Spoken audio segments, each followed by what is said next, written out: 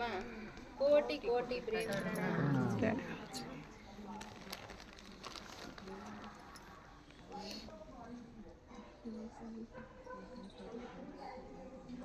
ધન ધન જુગતે કલજુગ જેમાં એની આવી, ધન ધન ખંડતે ભરતનો લીલા એ પધરાવી, લીલા એ પધરાવી.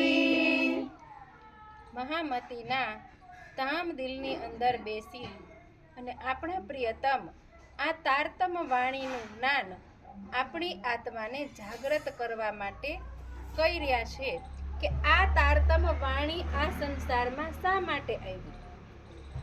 તો કીધું કે જે આ વાણી આવ્યા પહેલા કીધું કે જીવ ક્યારે એ બ્રહ્મની લીલાને જાણી શક્યો નહોતો કે ખરેખર પરમાત્મા છે તો કોણ છે, એની લીલા કેવી છે, એનું ધામ કેવું છે અને એનું સ્વરૂપ કેવું છે. તો કીધું કે આ સંસારની અંદર સૌથી પહેલા આ નિધ કીધું કે ક્યાં આવી. તો કીધું કે કલયુગની અંદર આવી. અને જે કલયુગની અંદર કીધું કે જે દ્વાપર યુગની અંદર જે વિષ્ણુ ભગવાનનો કીધું કે 22મો અવતાર થયો ને, તો એ અવતારની અંદર પણ કીધું કે એક એવો સંશય હતો. એ સંશયને કોણ પૂરું કરી શક્યું નહોતું કે એ સંશય કેવી રીતના આપણો દૂર થાય. તો કીધું કે જે તારતમ વાણી દ્વારા જ કીધું કે એ સંશય દૂર થાય. તો કીધું કે આ કલયુગની અંદર તારતમ વાણી આવી એટલે કીધું કે જે કૃષ્ણનો અવતાર થયો ને, દુનિયા એને કોનો અવતાર માને છે, એને વિષ્ણુ ભગવાનનો અવતાર માને છે ને. પણ કીધું કે અવતાર એક શ્રી કૃષ્ણ કા મૂલ મથુરા પ્રગટ્યા જેહ દીદાર દેવકી વસુદેવ કો દિયા ચતુર્ભુજ એહ.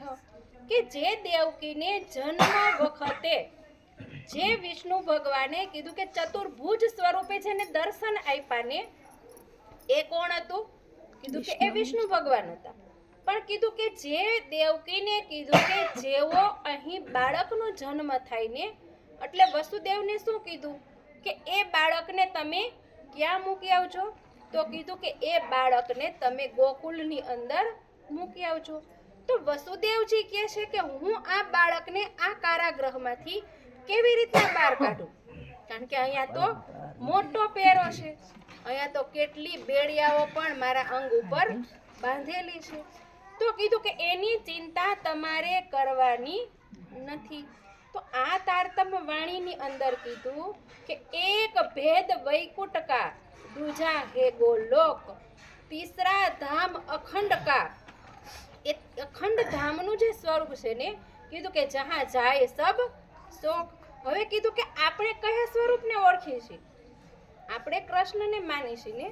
તો હવે કૃષ્ણના કયા સ્વરૂપને આપણે માની છીએ.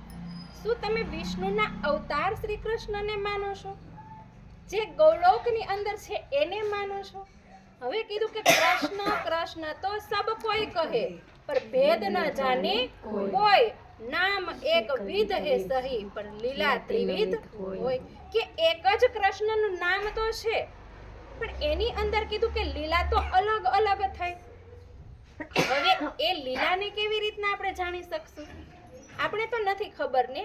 કારણ કે આજે જ અહીંયા જો જે લાલાનું સ્વરૂપ પધરાવેલું છે ને, હવે કયા સ્વરૂપની લીલાનું પધરાવેલું છે, બાળ સ્વરૂપ, જેને વ્રજમાં કીધું કે 11 વર્ષ અને 52 દિવસ લીલા કરી ને, આપણે એને જ જાણીશું ને, એને જ માનીશું ને. હવે આપણે એ ખબર છે કે આપણે એને જ શા માટે માનીશું. મેં હમણાં કીધું ને કે કૃષ્ણનું શરીર તો એક જ છે, જેની અંદર જે દેવકીના કુખેથી જન્મ લીધો. તો કીધું કે એ તો જીવનો જન્મ થયો ને, ગર્ભની અંદર હંમેશા કીધું કે જીવ જન્મ લે.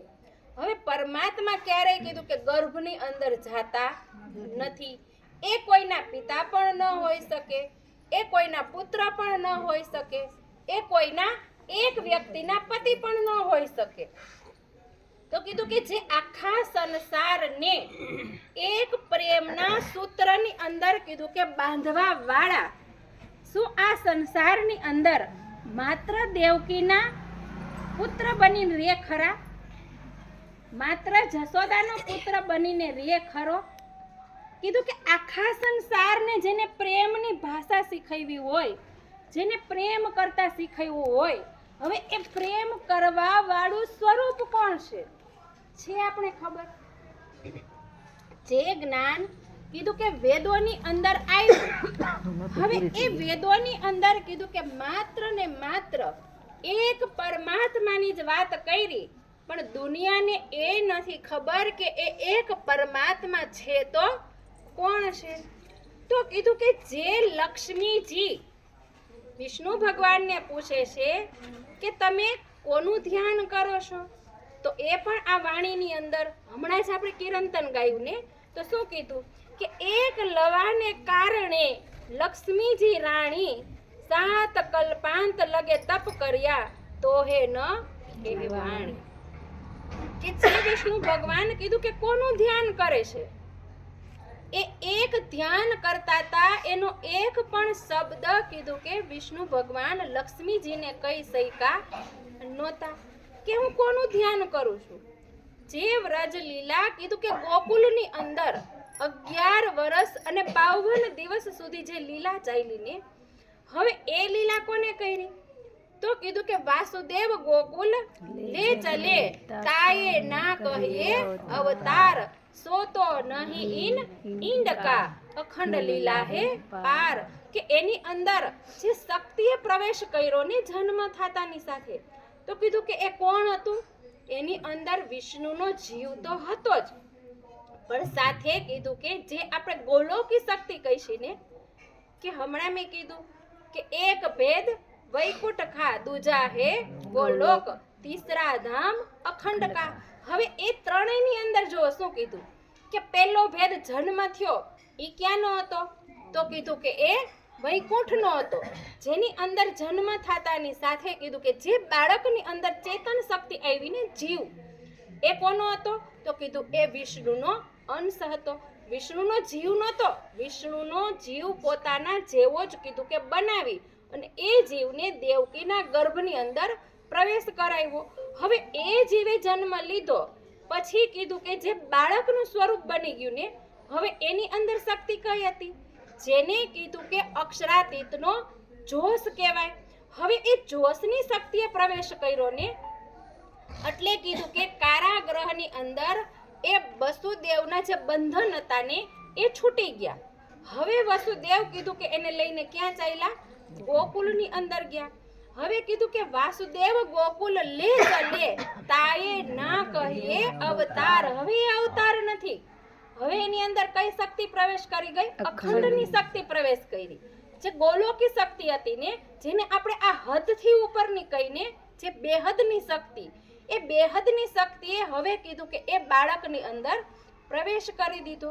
હવે એ ગોકુલની અંદર લઈને ગયા, એટલે એ બાળકને કીધું કે વસુદેવજીએ ક્યાં મૂક્યું? તો કીધું કે નંદ બાબાના ઘરે. હવે જેવું બાળક નંદ બાબાના ઘરે પ્રવેશ કર્યું ને, એટલે એની અંદર ત્રીજી શક્તિ અખંડની, કે જે કીધું કે અક્ષરાતીતનો આવેશ, જે ક્યારેય આ સંસારની અંદર આવ્યો નહોતો. હવે એ શક્તિએ કીધું કે એ કૃષ્ણના તનની અંદર પ્રવેશ કરી દીધો. હવે જે સ્વરૂપ છે એ પ્રેમનું સ્વરૂપ છે. હવે શું પ્રેમ નામ કીધું કે લઈને આવવા વાળું કોણ છે આ સંસારની અંદર? તો આપણે એમ થાય કે શું પહેલા આ સંસારમાં પ્રેમ નહોતો? તો શું સંસારમાં પહેલા પ્રેમ હતો?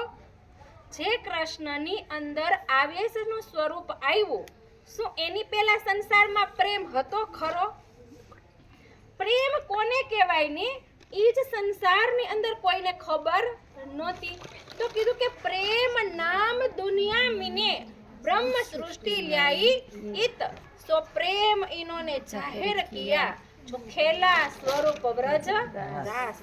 કે જે વ્રજ રાસની અંદર જે સ્વરૂપે લીલા કરીને એ સ્વરૂપ પ્રેમનું સ્વરૂપ છે. આજે દુનિયા એ બાળકને કેમ એટલો બધો પ્રેમ કરે છે? શું આપણે આપણા બાળકને એટલો પ્રેમ કરીશી ખરા? એટલો પ્રેમ